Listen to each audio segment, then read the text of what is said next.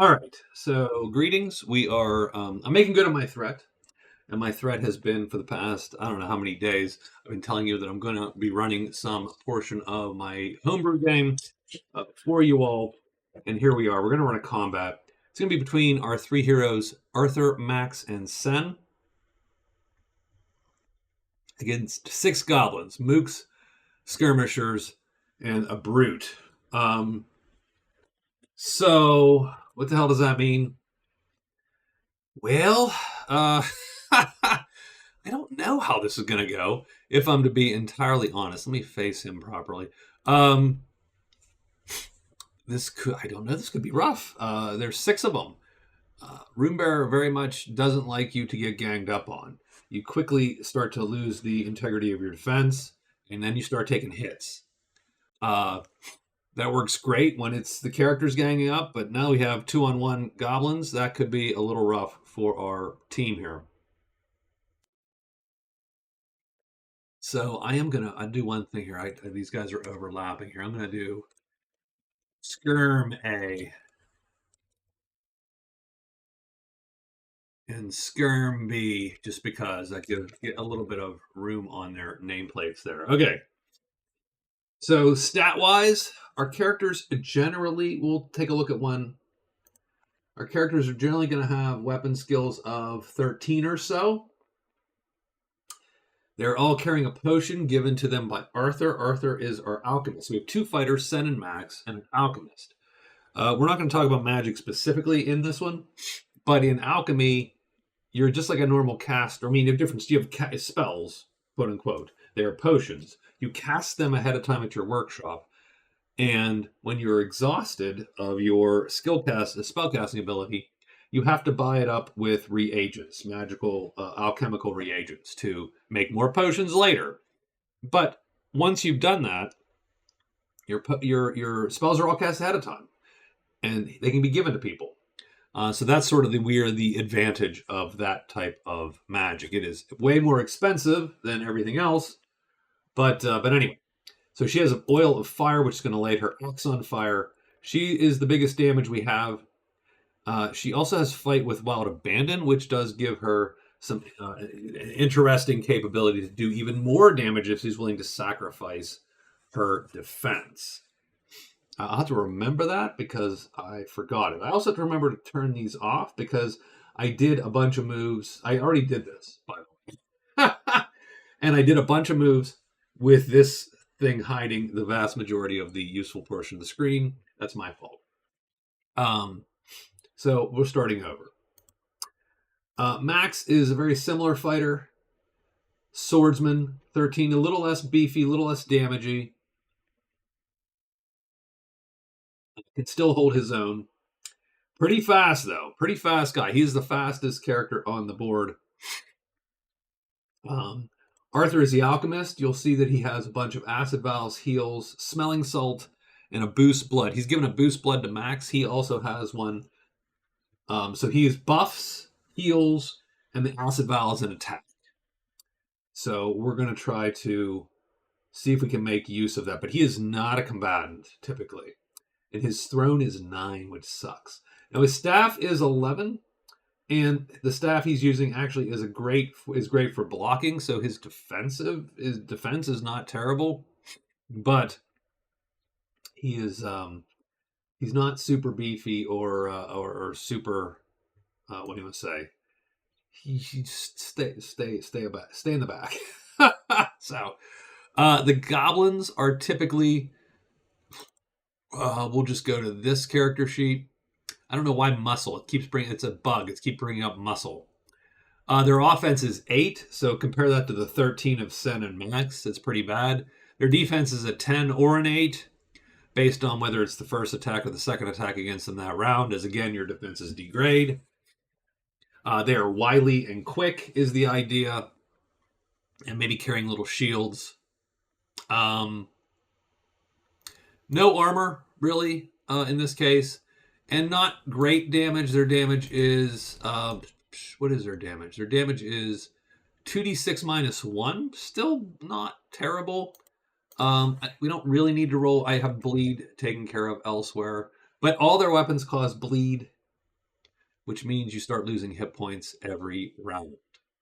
So the mooks are that. Skirmishers are a little bit a little beefier in that their attack rolls are 10. They can do 2d6 with their weapons, 2d6 plus 1. Again, bleed. The big guy here, the brute, is an attack 11. His defenses start at 12, and they go down much slower. 12, 11, 9, and 8. So he can face off. He can face off. I mean, he wouldn't want to face off against 2 or 3 of these guys, but 2 of them, he might be able to hold them. He's doing the most damage of the enemies with 2d8. His weapon also does bleed. He is definitely the one to watch out for. He also has the most hit points.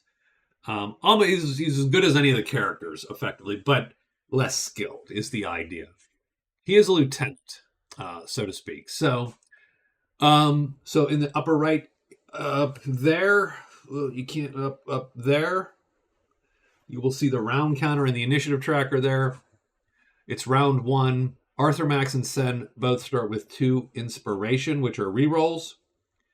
The brute has 1, and that's it. For the rest of the goblins have none. We're going to roll initiative on round 1, and we're going to do just a bunch of d12 rolls here. I'm going to just type initiative, and then put a couple dots. There we go. And then start rolling. So this is for Max, Sen, and Arthur. Wow, they rolled great. Max rolls a 12. Sen rolled, because they're all pluses. The characters are generally going to have pluses. Arthur rolled a 12 also. So we're going to put them like that. The skirmishers get +1, so there's 2 of them. They get a 6 and a 5. So pretty bad on there. That's good for the player characters at the moment. So they get 6 and a 5. I don't know why that's doing that. Yeah, it's sort of a roll 20 is still a little clunky. The mooks all have nothings. Mook A, B, and C. So A is a 9, B is a 10, C is a 5. Now, normally, I actually would not, to be quite honest with you, I would not roll all the goblins separately. I'm just doing that for purposes of actually this demonstration as much as anything else.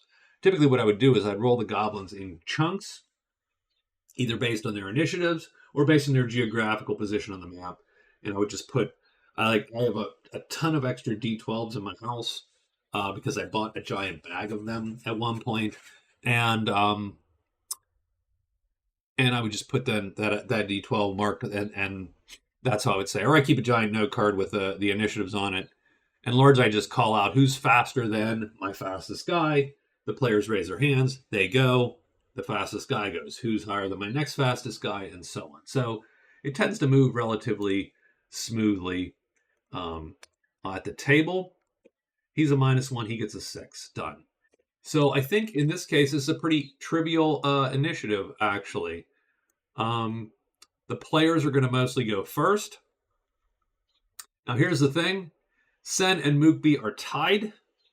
But since Sen is a hero and Mookbee is a minion, she gets to go before him. The only people to go before player characters are the high-ranking lieutenants. This is not a high-ranking lieutenant. He is a mundane lieutenant, I call him. The Darth Vaders of the world, the Emperor, the dragons, the solitary creatures, and the boss monsters. If this was the final boss, he would go ahead of Sen because he is of a higher rank.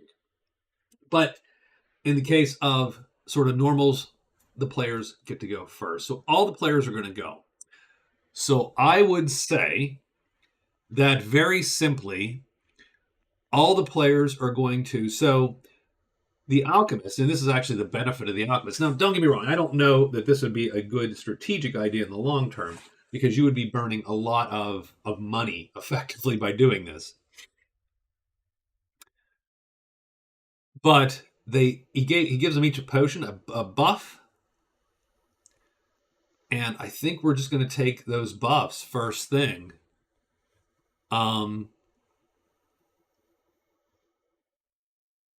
So Max is going to draw he has boost blood.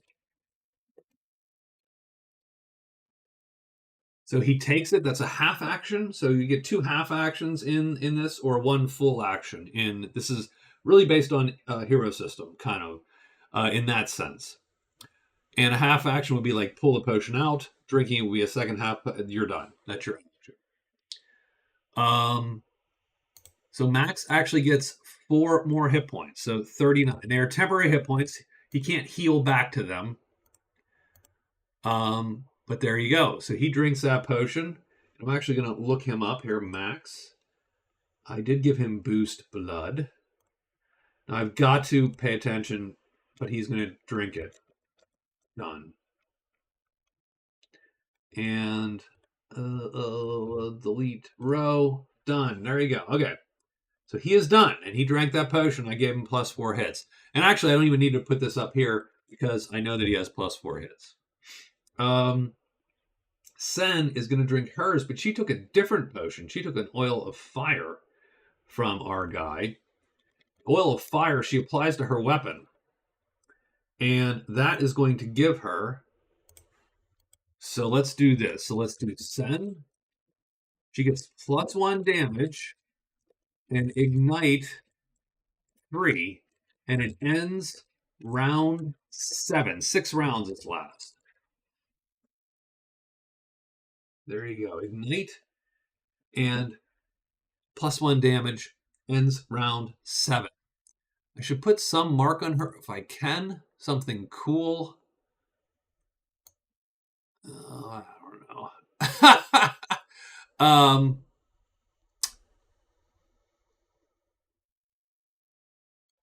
Can we give her a yellow dot? Sure. You can't see it with Arthur's whatever. But there you go. She drinks that. She is done. I think Arthur's going to take his 4 hit points also. So he's going to take his other boost blood. That might be too big an expenditure for just 6 goblins. Having said that, I just don't know how this is going to go.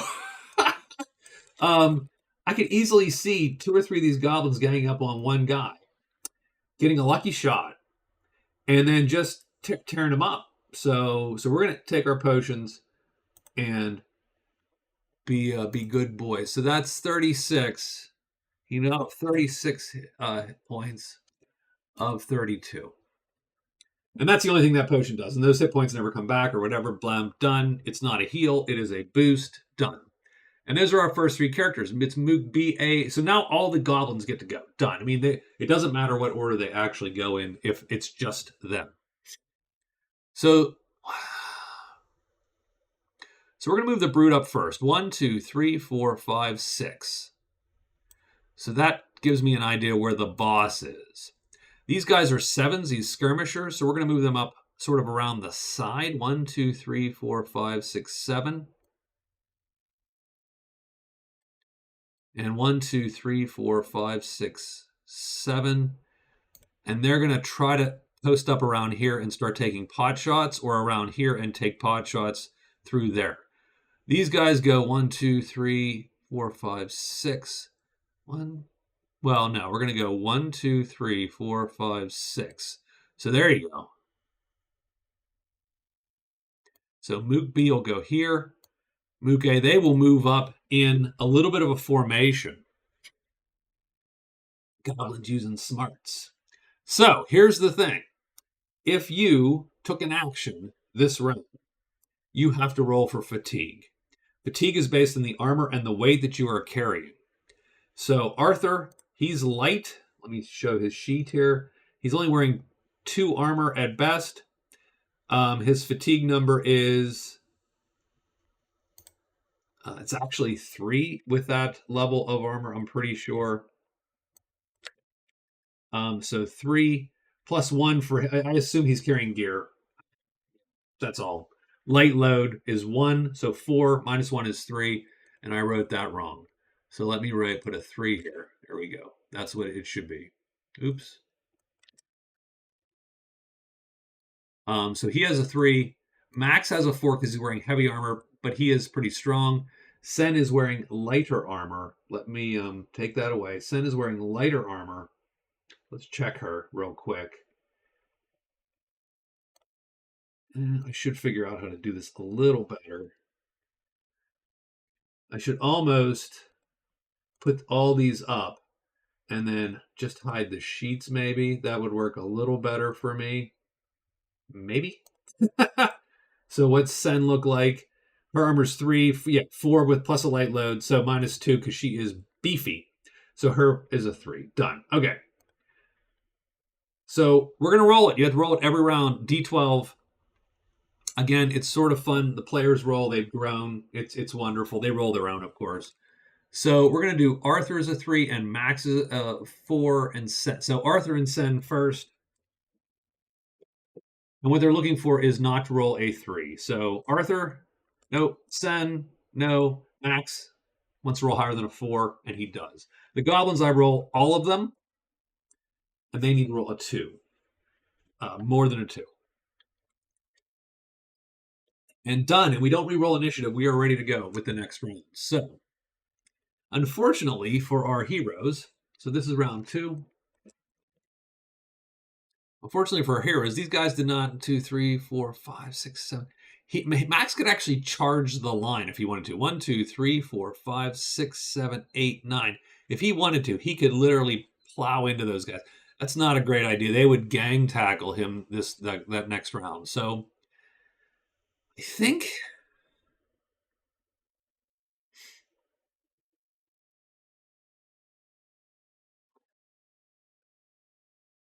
I don't know. I don't know if they notice these guys over here.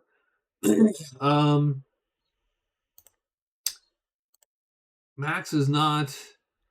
His search is actually at 12 because of his track. So search is a figured stat unless you have certain skills, investigate or track. He has both of those. His highest is 12. So his perception is actually a 12. I'm going to roll.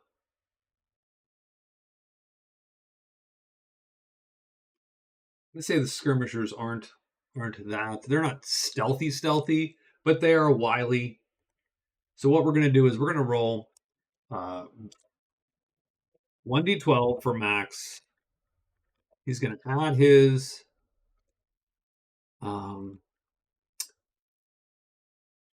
he's going to add his what is his? He's going to add his 12 track as his perception, and we are going to subtract from that a d12 for the goblins, and then we're going to subtract from that, we'll say their base skill at sneaking is like an 11. Does that actually work?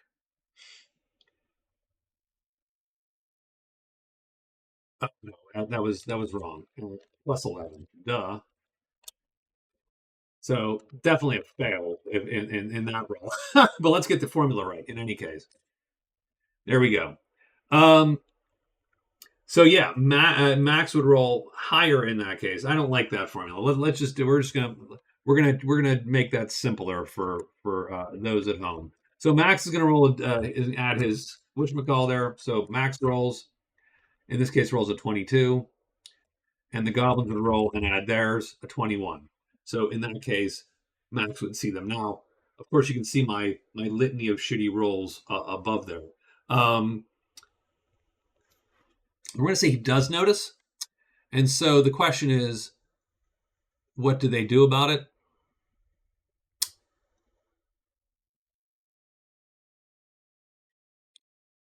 So Sen can move 8. Arthur is the Slowbie at 6. So we're going to do the same thing that the other characters did, or the goblins did. We're going to let Arthur go first. And we're going to try to swing around 1, 2, 3, 4, 5, 6. And face that way and swing around and hopefully stay as far away from these guys as possible. Although I don't know that that's necessarily any better. And then we're going to post up Sen is 1, 2, 3, 4, 5, 6.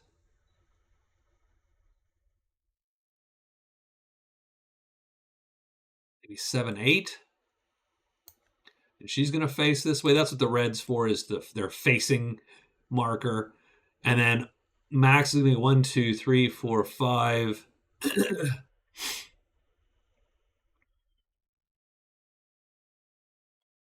Like that. And they're just going to try to form a nice little shield around Arthur here. And then we're going to see what they do. So Mook B, 1, 2, 3, 4. So he could charge both of those guys. Mook A, 1, 2, 3, 4, 5, 6. Could charge one of them. So we could be charging Max.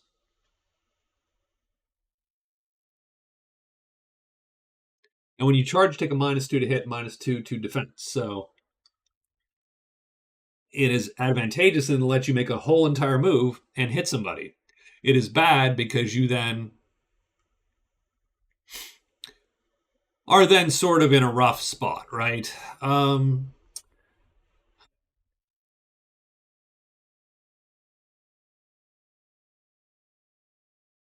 And then the skirmishers will need to get the hell up there. So, or at least around there a little bit.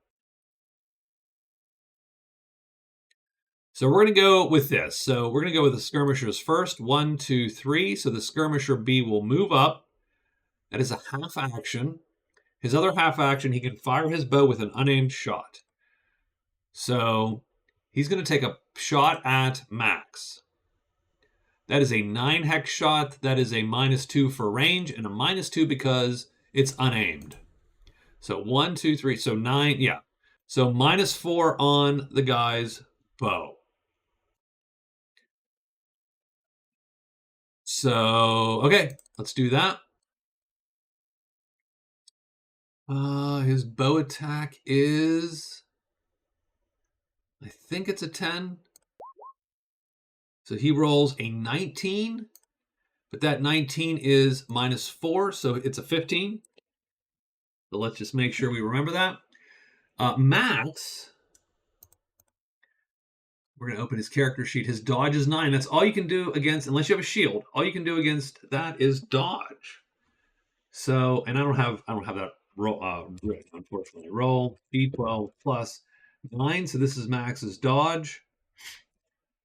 15. Ooh, that is a hit by the goblin. So that's a hit by the goblin. Now, do we want to take that? I suppose we could take it. That would be our temp. A lot of our temp hit points probably dropping. We could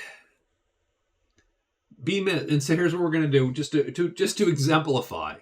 We're going to burn an inspiration. Max burns an inspiration. So one of his pluses goes up here, away. So he blows an inspiration. He hands to the GM, I like +1 to my dodge.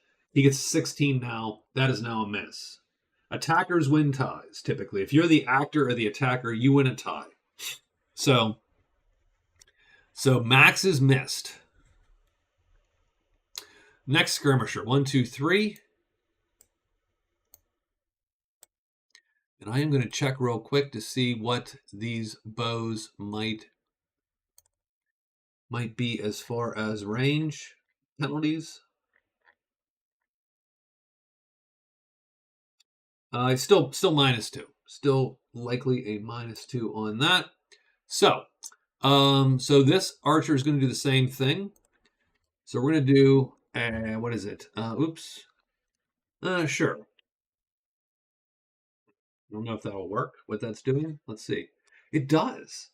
But that's still -4, 2 for range, 2 for, so he gets a 13. 2 for unaimed. Max has to dodge again.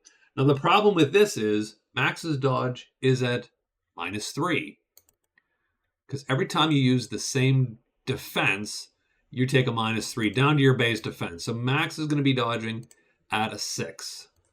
Needed to be taking some cover there, unfortunately, I think. So he has to beat, and he doesn't, and he's going to get hit. So done. So let's look at the bow damage on the skirmisher. So we're going to roll it. He rolls 7 points in the 10, so that's the leg. So he hits him in the leg. Max's armor on the location 10. Let's take a quick look at his sheet. Max has, on the 10, he has 3 armor. So he's going to take that 7 damage, subtract 3. That is 4 points. That's going to take his temporary hit points away, and otherwise do nothing. So done. The skirmishers are done. The mooks.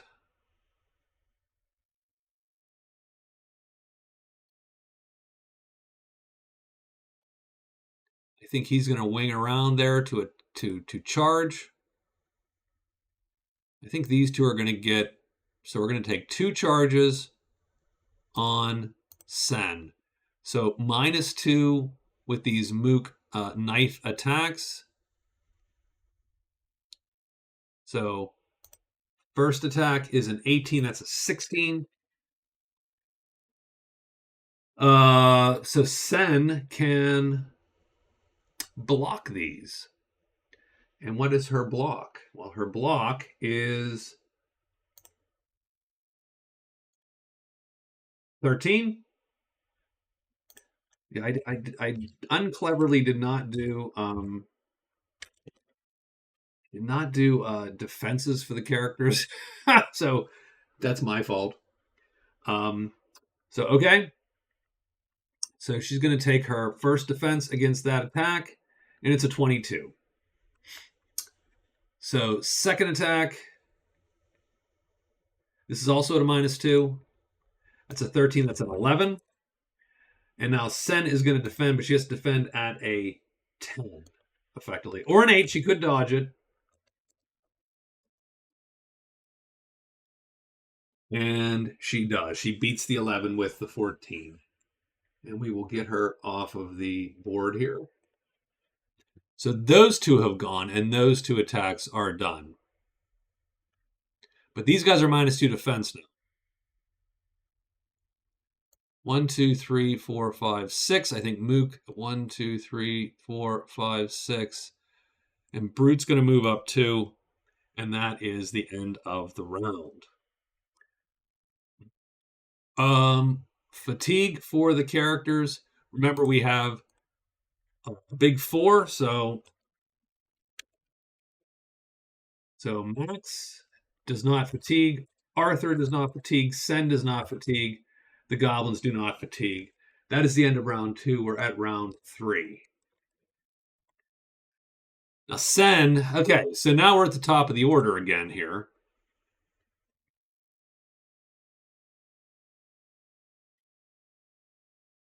Now, keep in mind, we cannot flank any of these goblins because the flanking rules pretty much are that based on the facing of your character, anyone in your front arc, you can turn to face them for free. If they try to run around you, you can go, I saw you, and you can turn. Now, keep in mind, you could, so there are ways to manipulate that, but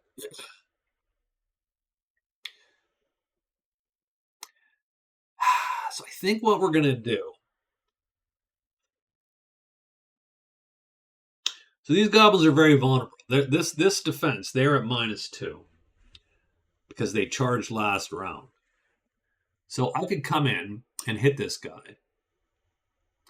And then if he's still up, Sen could hit him and probably take him down. So we could probably take him down in a hot minute here. Arthur would probably have to slide about a bit here and make sure that he is safe.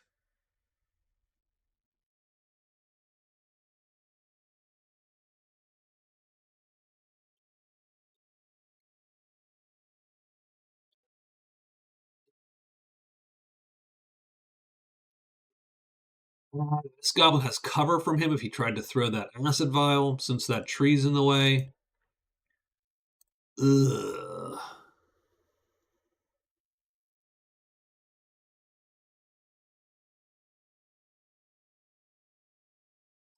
So I think what Arthur is going to do, so we're going to have Arthur go slide 1, 2, 3. 1, 2, 3. And he is going to have a vial in hand. So he pulls out acid. So Arthur,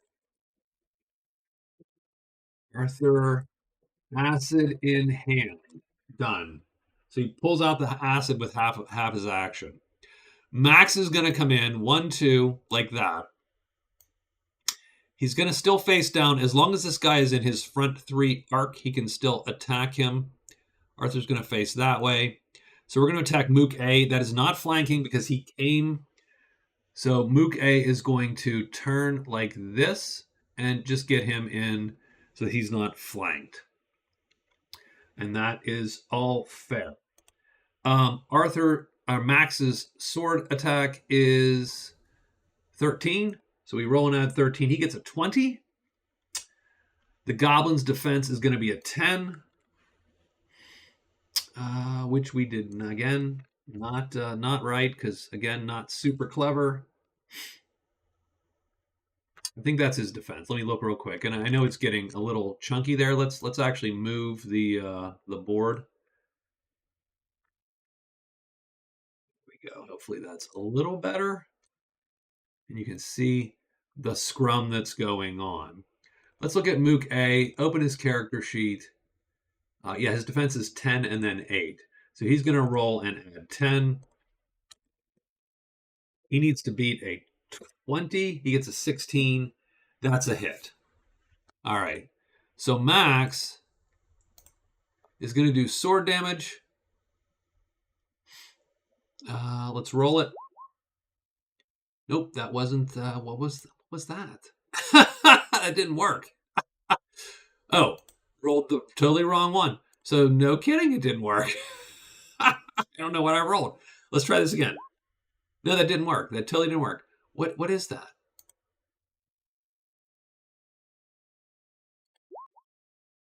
Oh, I see. It's rolling damage and location. Son of a bitch. Okay, I'm not. I was like, I'm just seeing a D12. Okay, so that rolled. Okay, great. He got a 9. So he did 9 damage. He did it in the 5. So he did 9 damage to the chest. Got it. Okay. So he hits this guy for 9 damage to the chest. The guy has no armor. First thing that's going to happen is he takes the 9 straight off the top because he has no armor. Done. Second thing is 9 damage to a goblin with no armor. The goblin has 20 hit points, so his wound number is 5. So we did 9. So we effectively did his wound number and then plus 3. So we get to roll 2d12. We get to do a wound effect on the goblin now.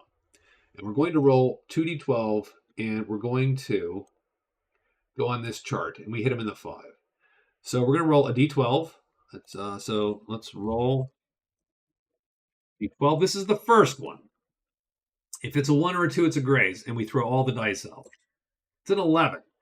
So we get to roll a second one because we get 2 dice. This is a 2-die wound because we did 3 more hit points than necessary. And 1. That doesn't count. I mean, well, we toss that one out. The first one is a graze. They all go away. If the second, third, and fourth one is a graze, then you throw those ones out. 11 is winded 2, bleed 1, impair 1, shock 1. Oh my god, he beat the crap out of that guy. So we'll take all these in order. Winded 2. So the goblin's fatigue now is 4 as opposed to 2, so we'll have to mark that down. He takes 2 fatigue, which is 2 hit points right off the top of his total there.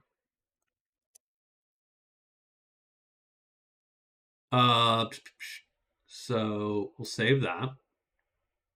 Oh, it didn't change the whatchamacallit, though. That's too bad. There we go. So that's winded 2. Bleed 1 means he's going to bleed every round. I'm just going to put a marker on him, I suppose. Let's put a little bleedy on him. Where's bleed? Where's bleed? There's going to be a drip. There's got to be a drip. There's a drip on all of these. No, there's no dripping blood. Come on. How about the eye dripping blood? Bleeding eye. That's probably a little bit... That would be like blind. I don't like any of these.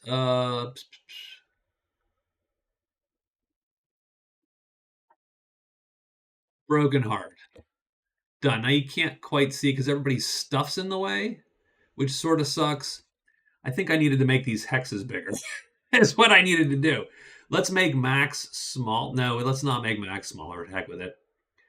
I'll just put a marker up here. Move A,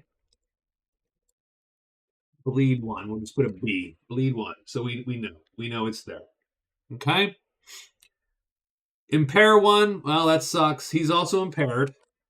Put an I there. That means he's -1 to everything. Done. That's what impairment is. Shock 2 means that he takes 2d6 damage right now, and if that puts him under, he has to make a death save. We don't even make death saves. Like he would just be out. So that was a devastating hit. So 2d6, he takes only 3 more points.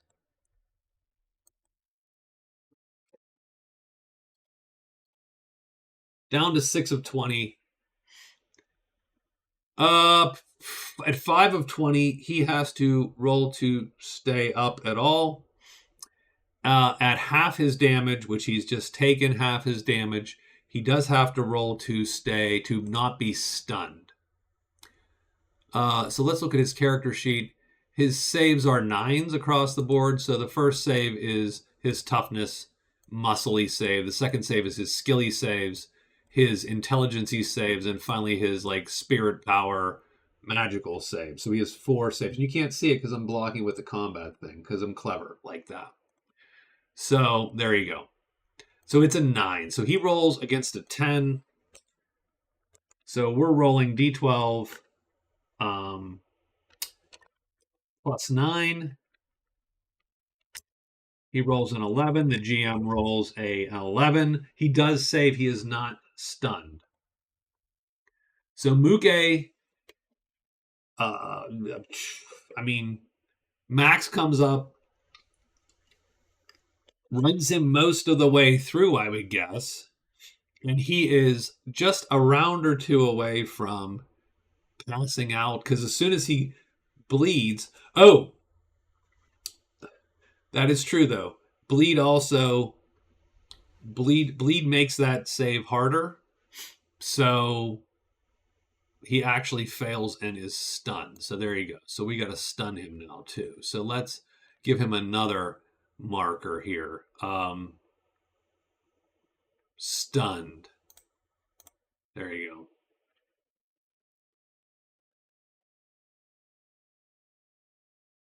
go. I wish there were. I wish things spaced better because I feel that's the correct size for the stuff.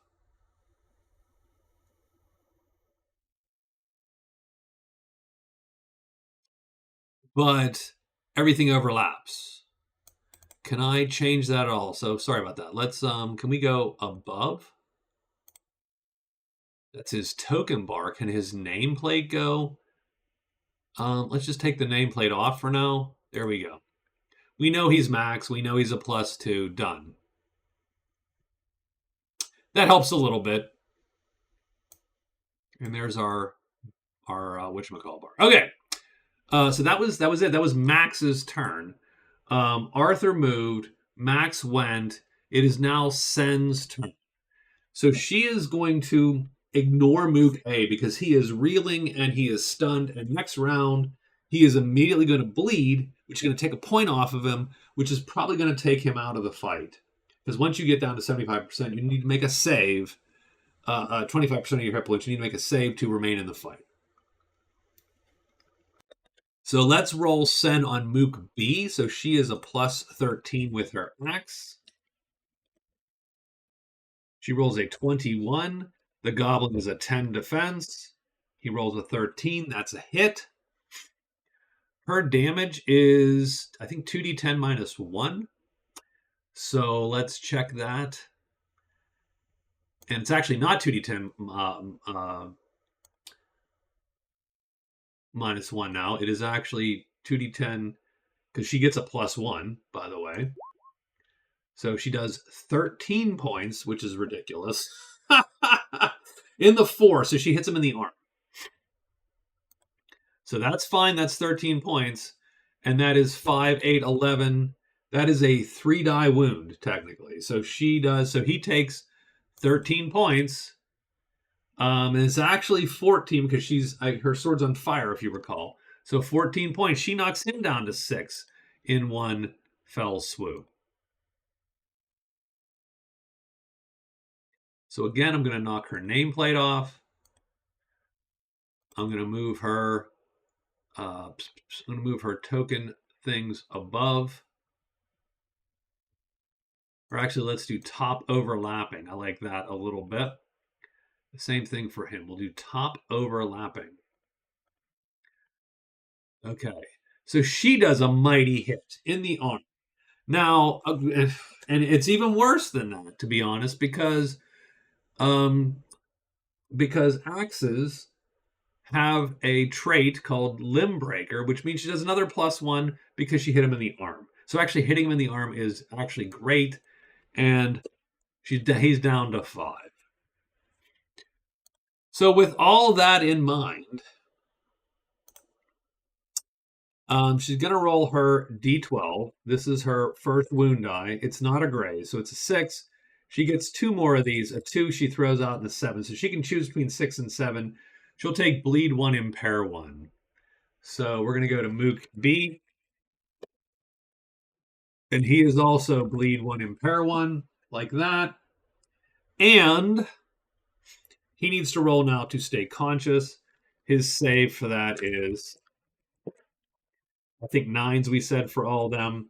But this save is tough. It's a 16. He gets a 13. He's gonna drop. Yeah, and he's out. So Mook B is out of the fight.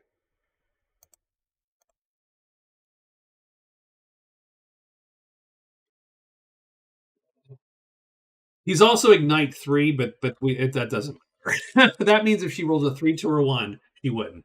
He would catch on fire. That's a very good buff potion, by the way. When it does hit, it's pretty massive. So that is pretty bloody for the characters. They did a really, really good round there, effectively taking 2 guys out of the fight almost. So, but now it's the Mook's turn. So Mook A here becomes unstunned. He also drops to 5 hit points. He must roll 2. So we're going to do that first. So bleed is at the start of your turn. Can I? Oh yeah, I can take these off. Done. At the start of your turn, you lose a hit point. You can bleed stack, so you can be bleed 3, which means at the start of your turn you lose 3 hit points, and so you just literally are bleeding it. So on round 3 here, when he goes, he bleeds. That means he's going to have to make his save also. So we're going to add, I think, a 9 to those saves, right? Yeah, 9 to his saves. 21, so he actually has a shot at surviving this. 21.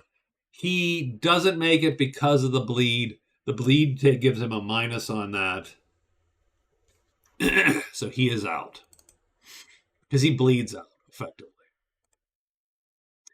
I mean, maybe this is too short. Maybe this is too easy. So very decisive hits there for the first characters. I think Mook C is going to go. Now he is in the front of... He's in the front of our guy. 2, 3. Our skirmishers are not going to be able to...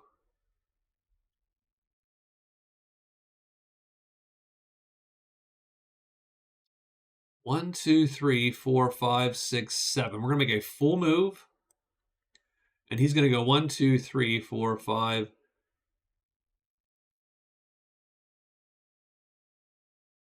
6. Also a full move. They move like that. Mook C is going to swing around the tree.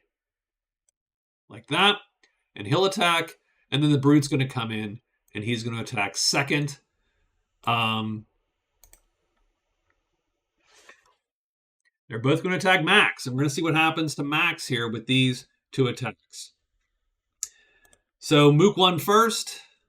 This is so Max can turn to face both of these guys because this guy came around from the front. So he's going to face like that and get sort of the best possible defenses of those guys. First attack,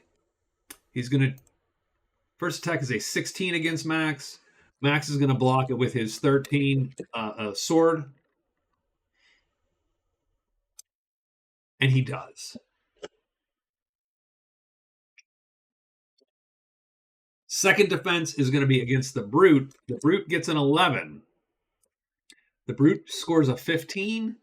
Max has to block at a 10 because it's the second attack against him this round. He gets a 17, blocking both attacks away with his sword. His third attack would have to be a 7, or he could dodge it, which he'd probably dodge it. I think if I look at Max's sheet, I think his dodge is high enough. His dodge is enough. So yeah, his defenses typically go 13, 10, 9, and then 7. And that's how everything degrades for Max. I think that's it. I think they all went.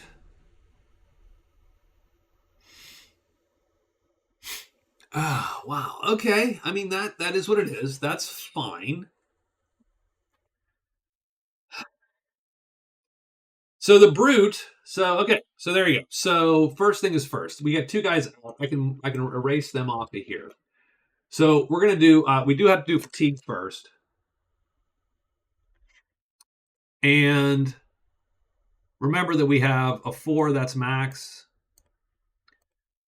and then 3s. So roll d12 for Max. He fatigues. So Max takes a point off the top there. Done.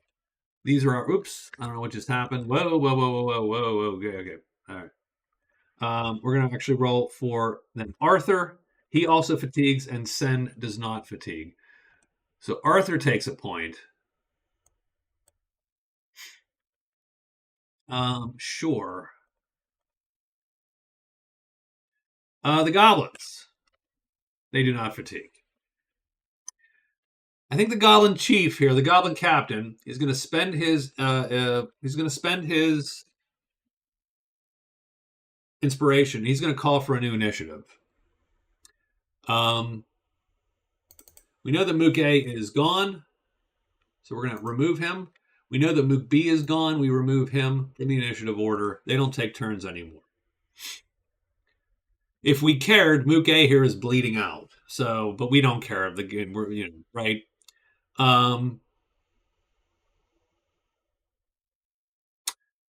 We're going to re-roll initiative. So we want Max to go. So we're going to roll some d12s here because the Brute wants to go first, because if he can go first, or if Mook C can go, if we can get lucky on initiative, the goblins think maybe we can get some hits in on these guys. Otherwise, I think in a round they're breaking, morale's breaking. They're getting their butts kicked here right now so far. So that's a bad showing. So Max rolls a 1 for initiative, so he's a 3. Remember, they have to take this. So Max has to go on, so he's a 3. Sen is a 12. Arthur is a 3. So Arthur's a 3. Sen is a 12. So she is actually going to go first still, probably, just likely. But this was good for the goblins so far. Let's roll for the skirmishers. They both get a +1. Skirmisher A, Skirmisher B. 13, Skirmisher A. Skirmisher B is a 10.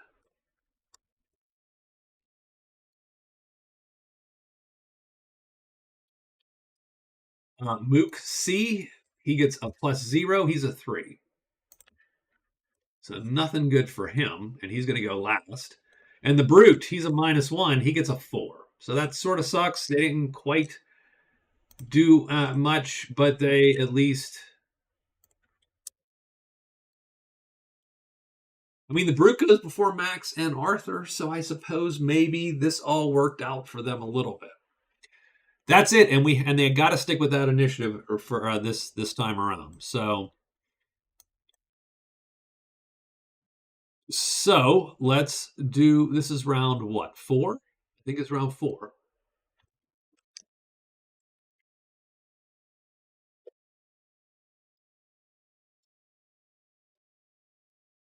Oh, and I'm experimenting with progressive initiative fatigue, so that in rounds 3 and 4 it's 2, 5 and up or more. So actually, this guy lost 2 hit points for fatigue, and he lost 2 for fatigue. He's still on his temporary hit points. No one's touched Arthur. I think that's going to end though this time. So round 4, Skirmisher A is first. It's still a 9 hex shot through his own guy. I think he's going to try to avoid his own guy first. So we're going to go 1, 2, 3. That becomes an unaimed shot. He's 1, 2, 3, 4, 5, 6 still, though. So it's a -4 to hit poor Arthur. So he steps up with that bow with a -4. So Skirmisher A is going to go -4. He ends up with actually a 13. What is Arthur's dodge? Arthur's dodge is 10. Arthur's actually fairly wily chap there. So we're going to roll 1d12 plus 10. And gets a 12. That's a hit. Boy, it would suck to be wasting. Now, if he rerolls, everybody has to reroll. So him and the attacker have to reroll. I think, so pretending this was part of a larger adventure, I don't think Arthur would spend, I wouldn't necessarily spend in his case. I would assume that I have 2 extra hit points sitting on me from my potion, and I want to use that instead of burning another resource. So I would wait and hold off and let the arrow hit me. The arrow is 2d6. Now this could be, of course, terrible. We'll see in a minute. 2d6 damage is 11. Holy shit. Okay, that sucked. Wasn't a good choice, it seems. And then the question is where. It's in the one, it's in the head. Maybe we made bad life choices. I mean, I am a 53-year-old on YouTube playing a tabletop game that I wrote. So we've all made bad life choices. But this case, this is Arthur's bad life choice. This is not mine. Okay. So 11 points to the head. Arthur does or doesn't have armor there. I don't know. Let's look and see what Arthur's wearing on his head. He is wearing 2 points of armor on his head, so that's going to be 9 points of damage. He's going to take 9 points of damage. So he takes 9 points of damage, but he does take 2 off the top there, which is nice. So instead of dropping 9 points, in reality, he's going to go to 25?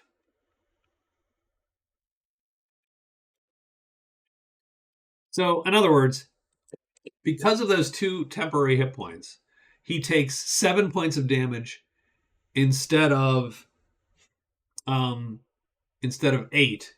8 is his wound number, so he'd have taken a head wound.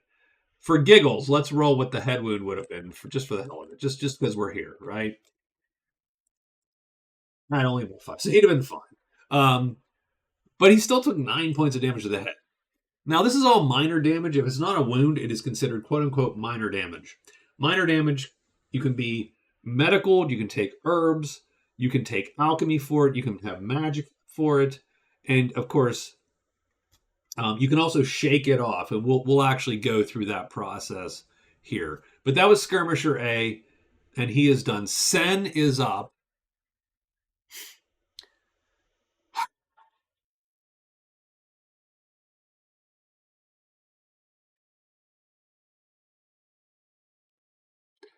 I think I'm going to assume that Max is going to handle his business, and we're going to go 1, 2, 3, 4, and we are going to. Oops, that's Moog. Let's move him out of the way, and we are going to go there, and we're going to move up. That's a half move, so it's not a charge. She goes up. She's going to hit Skirmisher A there. So she's like, nah. Um, so axes 13, so she rolls and adds 13. 22. This guy's defense, I think, is a 10. What are our guys' defenses here? Yes, 10. They're 10s also. It's a rough one for him. Plus 10. I suppose he could tie it, but that's not going to be enough. No. So she does hit him. And she's going to hit him for all of her wacky axe damage. Should just keep her character sheet open at some point, but hey, such as life. Axe damage is 13, 14 in the 7. So 14 in the 7. The skirmishers do have armor. It's 1, so he takes 13 points.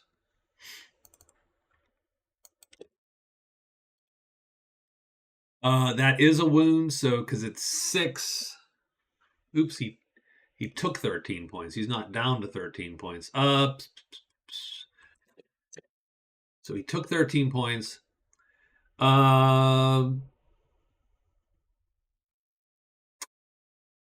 So 6 would be a wound, 9 and 12. That's a 3-die wound for him. So she's going to roll. This is chest. She rolls a d12. This is a possible graze. Nope. No, she throws the last 2 dice out. The 2 and the 1 she throws out. The 11's the big one. So what I tend to do is if I roll like a 10 or 11 against like a putz, I just take them out of the fight. Like an NPC putz. For purposes of all the stuff, I suppose I will at least keep him around. So he is winded, so that means he's taking 2 more points right off the bat because he takes fatigue. His fatigue number goes up by 2. He is now bleeding. So I'll give him the broken heart. So that's bleeding. He is impaired 1, which actually I suppose I can just put somewhere on here, right? He is impaired. So we'll put an impairment there. That'll be impaired for now. And it was 11, so he takes shock. So he takes 2d6. He takes 5 more off the top. That's going to bring him down below. And so he's going to go and he's going to have to roll to stay up, which is why typically a 10 or 11 but so let's see. So he's going to roll 1d12. He adds 10 to it. His saves are 10s. And he's out. God, they're monsters on these dudes. Done. Skirmisher B goes, and he's going to panic and fire at her. He's like, oh, God. So he's firing at her. It's point blank. There's no pen. He's going to go straight up at it. Right? So no need. And so there we go. So he rolls a 17. Her defense against this is, again, it's going to be a dodge. Her dodge is 8. So the best, she can roll plus 8 there. 13. She's going to be hit. That's fine. Location hits her in the 5. So he hits her in the chest. I think she has 3 defense armor in the chest. So we're going to do bow damage. Only 4. Minus the 3 armor. She's going to take a single point. She will happily take that point of damage.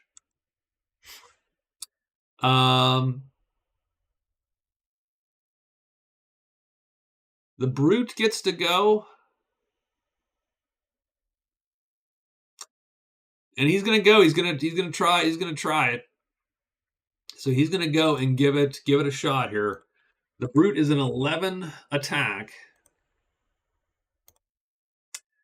15, that's not very good. Our guy here has taken no defenses, so he's going to roll a 13.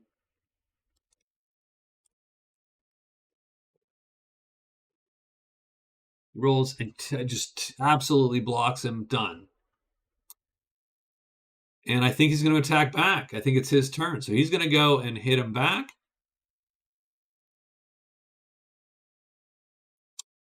What do we got here? He's going to hit him back. He is going to Oh, right. It's on his character sheet, but that's sort of pointless to open this up every time. But that's fine. Rolls only a 15. The Brute's defense is actually a 12 because he has a shield. It doesn't show on this thing because I got the wrong mini, but he has like a shieldy thing. So his defense is a 12, and he is going to miss. So he blocks it away easily. Again, we're not going to spend the inspiration to try again or whatever, because I think this battle is sort of handily won. But we will see here.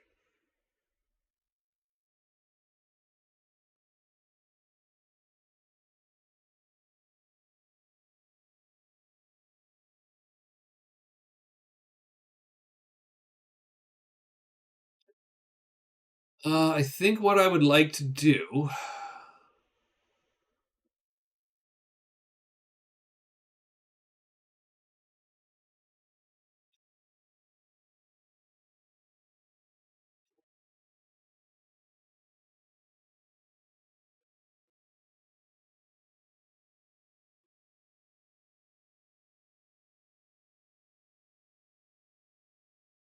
So we're gonna move up 1, 2 behind this tree, effectively, which is a little clunky.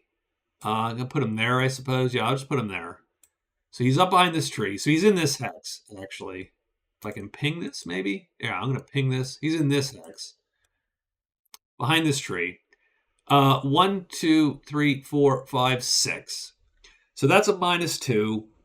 Has a range. We have a throw of 9.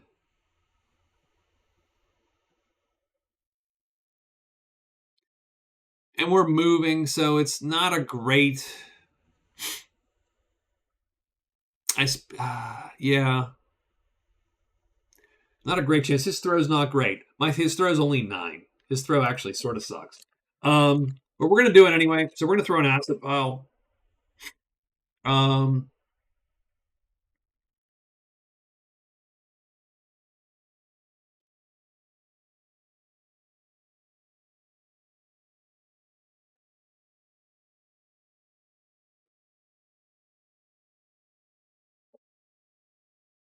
sure.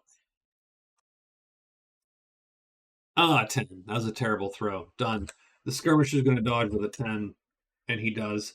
And the potion flops into the. Hopefully it rolls into the grass or something. Does it break? Who knows? We'll figure that out. But he tosses a vial. That sort of sucks. So the acid is gone.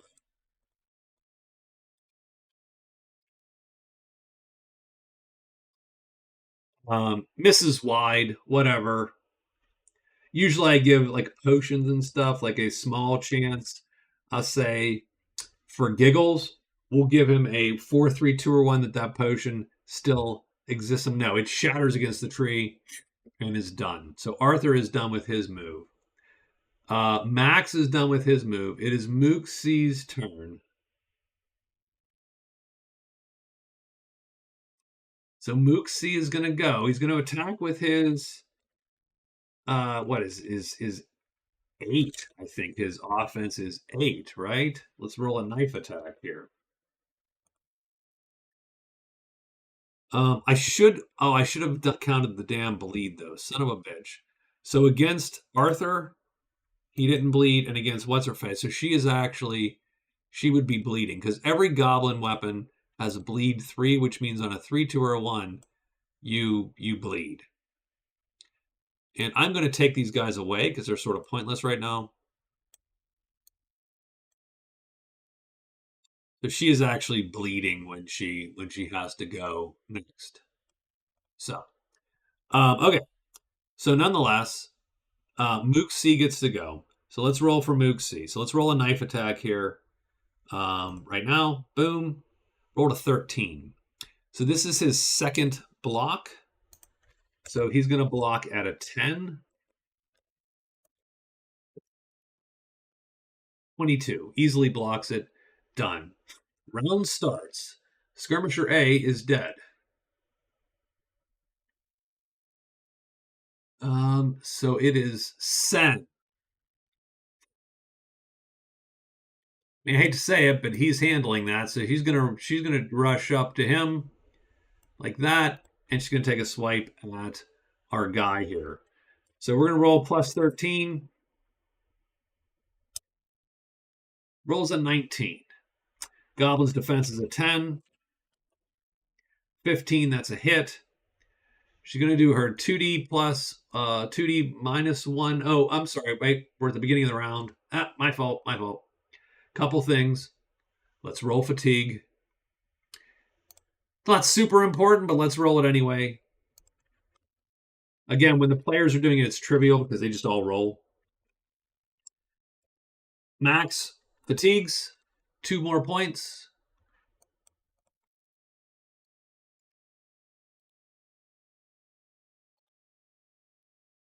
Arthur does not. Sen does, 2 more points.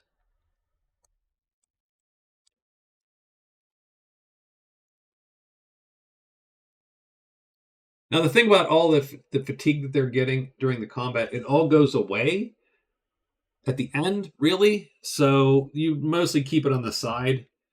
So I hand out chips sometimes. But what does happen is at the end of the fight, um, they keep one fatigue as sort of permanent. It's day fatigue, day long fatigue. And then they do have to roll to get a second potential day long fatigue. So every fight potentially takes 2 out of you. And you're not really, we don't have a lot of fights in most of our games. And as you can see, some of these can get brutal. Like if these are, so anyway, so then she bleeds right before she goes. So that's true. So she drops down to 37 because she is bleeding. Then she takes her shot.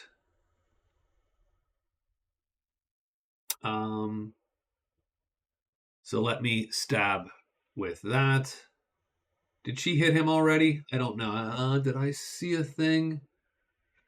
I think so, right? I think she. Yeah. So she go well. So let me just do it because we're here. So D12 plus 13. She is gonna hit him. He has a 12. Oh, he actually ties. So that doesn't matter because ties she wins. So she hits him. She's gonna do the big damage. Axie damage again. That is 11. So that is 12 points because her sword is still flaming. So 12 points. That's actually 11 points in the 5. So he's going to take 11 points. So that brings him to 13. That's 6 and 9. So it is a 2-die wound. It's a graze. So once she rolls a 2 on that first die, the rest of the dice go away. And it does nothing else. So done. That is her action. Skirmisher B drops the bow, pulls the sword. He takes a swipe back. He'll face her. Right? So he's going to pull a sword. He still has a 10. He's actually not terrible at it.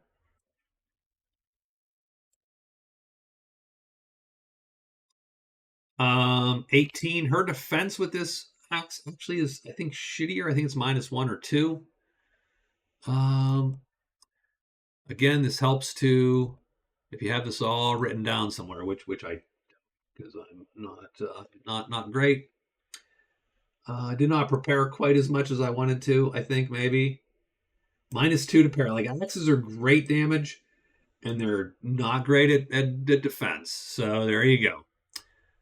So her parry is going to be not a 13, but an 11. Whereas his sword is fine. Max's sword is good defense. That's the thing. She does slightly more damage with it, typically. So let's do her plus 11. She's going to parry it.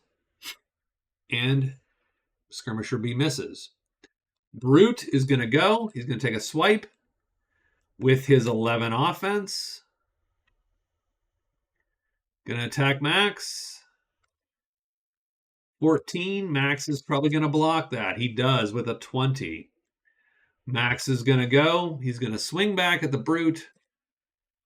23. The Brute doesn't. No, the Brute takes the hit. So Max's sword damage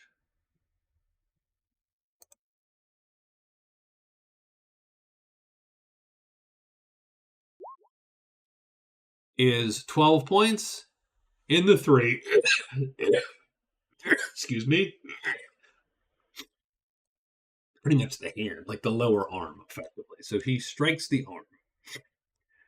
The brute has 2 armor. So that's going to be 10 points.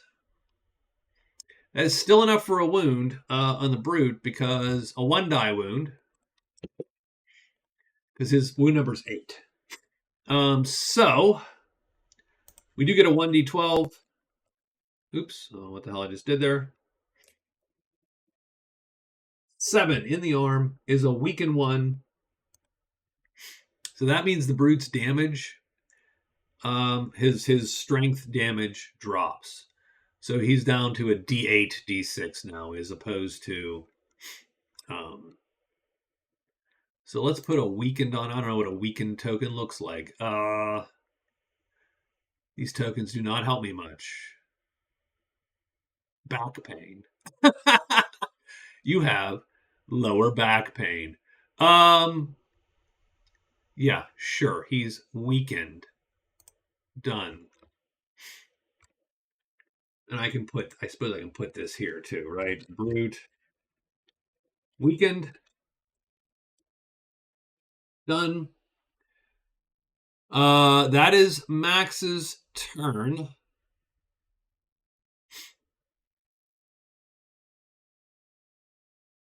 I think Arthur pulls. Like the acid vials are not just he's going to pull the acid vial and throw.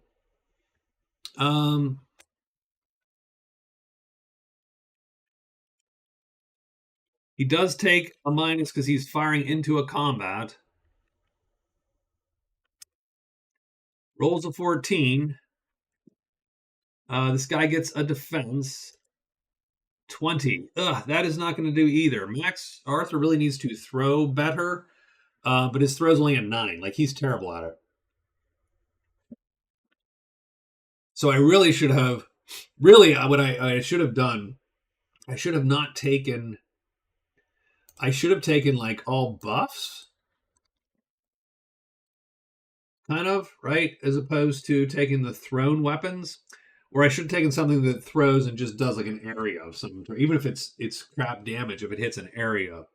I will give him the roll d12, and it breaks too. So he's down 2 vials. That costs actually quite a bit of cash. I would probably not throw those if I was a character.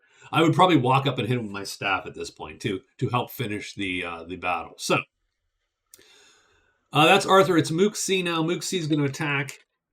+8. 19 against a 10 block for Max. Max is going to take the hit. What does he do damage-wise? He does 9 points. That's pretty big damage in the head, and he's going to bleed. So no matter what happens, we are bleeding. So that is true. He also took 9 points of damage to the head. Now, having said that, I think our guy Max has enough armor on the head to soak that. He has 2 armor on the head. It's going to take him down to 7 damage, which is going to be less than his wound number. So he does take 7 more points. Okay. I mean, that's a thing. And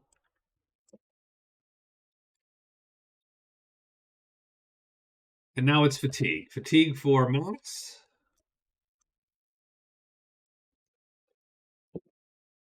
No. Fatigue for the other 2 is a no. Goblins, no. Yeah, because neither of these have winded on them effectively. I think we go one more round. I think Sen is going to hack at this goblin here. 17. His defense is a 10, I believe. 12. He's just going to hit. It's axe damage time. I'm feeling this is it. 10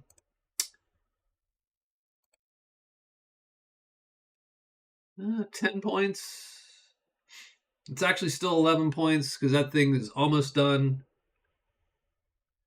11 points in the 6, so 11 points in the chest. He has 1 point of armor. That's going to take him down to 3. At this point, he rolls to stay conscious or whatnot. And as a GM, he's going to take a wound. So as a GM, I would just take him out of the fight. Because I'm like that. Like the big guys that matter, we count. The little guys get taken out of the fight. The brute's going to go 22.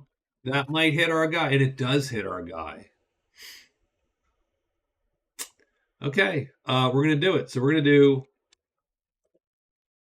roll. What is it? It's D6 plus D8. So Max takes a hit. He takes a hit for 10. In the head, Jesus, and not bleeding. So there you go. That's a start. So 10 points to the head sort of sucks all of a sudden. I still think it's less than our wound number because I think we have enough hit points. I think our wound number is 9. So 10 points minus the 2 armor is 8. So we take 8 more points. However, since we are now half, we need to make a toughness or power save. We'll take toughness, 14. So we get to add 14. The GM adds a 10. So D12 plus 14 versus a plus 10. He barely makes his save and avoids being stunned. So Max is a little unhappy with how this is going. He's like, whoa, wait a minute. We were winning. Why does this suck all of a sudden? Like, Arthur, get your butt up here. Take a hit or two. It is his turn. He's not stunned, so he didn't lose his attack, which is nice, because that could have actually thrown him into a little of a spiral here. He's going to attack this brute. He hits the brute. Now, here's the other thing, too. Now, this could be a wound anyway, but anytime you roll a 12 on attack, you wound him. Even if you do a single point, you have a chance to do a wound. So let's roll the sword damage. The sword damage is only 5 points in the 8, so 5 in the chest. That would be 3 in the chest because he has 2 armor. So it literally only does 3 points. However, because it's a 12, he gets to roll a single wound die in the chest anyway. Because every 12 is a wound. Let's see what he rolls. A 6. So he's going to bleed him and impair him. So, and bleed and impair. So we will put the marks on him for bleeding and what? Impairment, I suppose we did, right? And then, yeah, I suppose Arthur comes up here and he's going to try with his staff. His staff actually probably is better than his throw. His staff is 11. So he attacks the mook with an 11. The mook defends with a 10. He does hit. Arthur hits. What is staff damage for Arthur? It's probably low. D64. He does hit him for 6 points in the head. So Arthur does come up and bop this dude in the head. So 6 points goes through. That is enough for it's a wound for the goblin. Because it's only 5 for these little guys. In the head, he grazes him. Just can't quite. What we'll do though is we'll turn this mook and he'll go, haha, right? He's like going to go after him now. Plus 8, 18. Now, Arthur's defense with the staff is actually a 13 because I think the staff gives him a bonus. Block is 13. Yeah, staff block is 13. He blocks it because the staff is a blocky weapon for Arthur, the one he picked. And that's the round.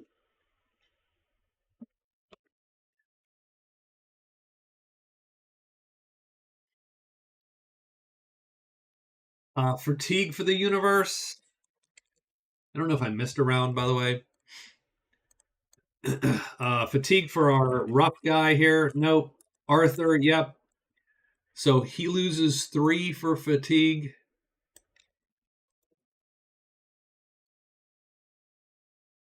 The goblins. No.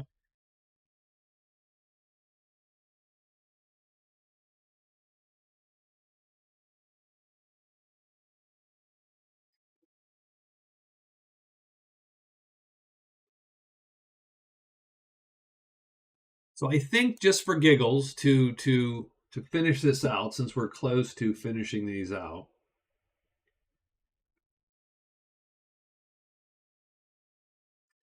So Sen is going to invoke Fight with Wild Abandon.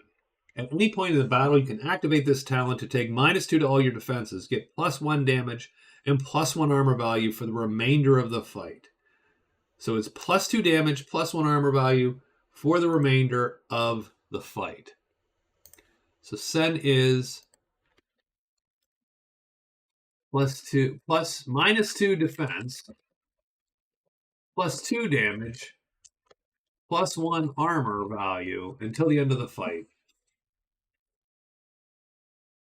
But I don't know. Does she take anything else? Let me look real quick. Sorry about that. I know you can't see this either. Nope, that's it. Okay. Any point in a battle, blah blah blah, done. So she activates that power, and then she's going to come down 1, 2, 3, 4, half move.